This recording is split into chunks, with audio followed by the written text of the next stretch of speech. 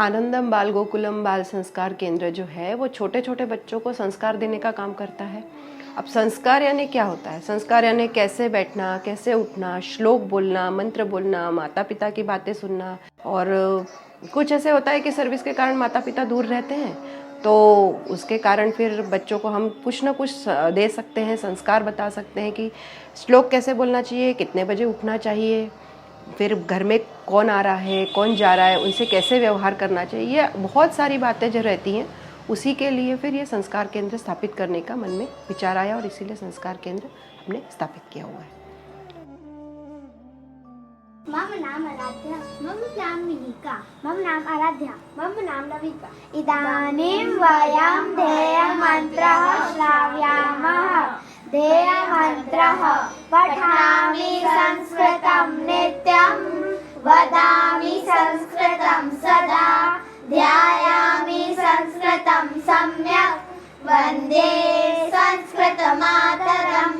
सूरज हमें रोशनी देता, हवा नया जीवन देती है, भूख मिटाने को हम सबकी धरती पर होती रहती है। 6 दिन की अलग अलग गतिविधियां हैं, जैसे कि चित्रकला है, क्राफ्ट है, संस्कृत है, योग है, शतरंज क्लास है। और मुख्य रूप से बच्चों का जो स्टेज में जो डर है, स्टेज पे जाके खड़े होने का जो डर है, वो दूर करने का हम लोग प्रयास करते हैं।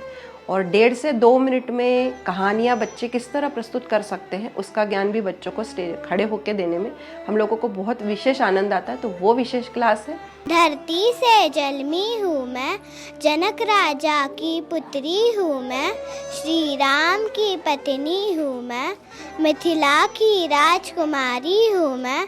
संस्कार मेरा श्रृंगार है और ज्ञान मेरा उपहार है। मैं हूँ सीता। धन्यवाद। जब शुरुआत की थी तब तो 25 बच्चे ही थे, और सोच का कारण ये है कि हमारे जो संघ के प्रमुख हैं परम पूज्य श्री मोहन राव जी भागवत, उन्होंने हमारे यहाँ जब आए थे तो उन्होंने यही कहा था कि बेटा कुछ करो। जैसे सास ससुर माता पिता बच्चे ये तो हैं, लेकिन आपका यदि ज्ञान हो तो आप छोटे छोटे बच्चों को बांटने का प्रयास करो। और इसी को विचार करते हुए फिर संस्कार केंद्र की स्थापना करने का मन में विचार आया। अब बच्चे तो मुझे बचपन से ही पसंद है, मैं छोटी थी तब भी बच्चों को खिलाती थी, और अब तो बच्चे खिलाने में मुझे बहुत इंटरेस्ट भी आता है और अच्छा भी लगता है। ये सब सोचते हुए संस्कार केंद्र स्थापित किया, और आज 5वां वर्ष है और अब सफल हो चुका है और लोगों को पसंद आ रहा है। फीडबैक शुरू से ही अच्छा रहा, और अब तो वो इतना विश्वास करते हैं कि पेपर में आने लगा तो वो बोलते हैं कि नहीं हमको एडमिशन करवाना है। फीस का बोलते हैं कि हमको फ़ीस क्या है आप बताइए। तो हम लोग सिर्फ इतना ही बोलते हैं कि हम ये एक समाज सेवा के रूप में हम काम कर रहे हैं और निःशुल्क ही चलाना हमारा ध्येय है। और मेरा बेटा भी इस केंद्र में शामिल है। वो करीबन तो 3-4 साल से आ रहा है, और उसमें भी काफ़ी चेंजेस आया, क्योंकि काफ़ी पहले शैतान था वो, लेकिन जब आनंदम बाल गोकुलम में जुड़ा हो तो उसमें काफ़ी चेंजेस आए।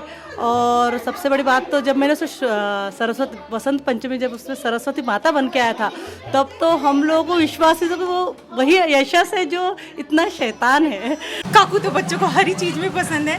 मुझे उनके जो बच्चों को समझाने का तरीका होता है वो बहुत अच्छा लगता है, क्योंकि कई चीज़ें ऐसी है जो मैं सिखाती हूँ नहीं सीखता है, पर काकू ने कहा है तो फिर वो कर लेता है। तो वो एक जो ताई का एक छोटा सा प्रयास है कि वो बच्चों को भारतीय संस्कृति के बारे में, अपने वेद पुराण या जो श्लोक है इनके बारे में जानकारी दें, और हमारे बच्चे इससे जागरूक। पहला वाक्य तो यही निकाल दीजिए कि मन से कि बच्चे हमारा सुनते नहीं हैं। बच्चे बहुत सुनते हैं, बच्चे बहुत इंटेलिजेंट होते हैं।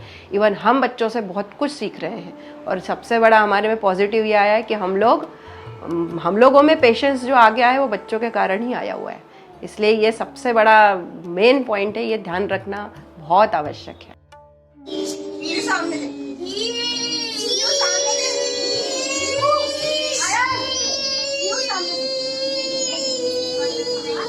बचपन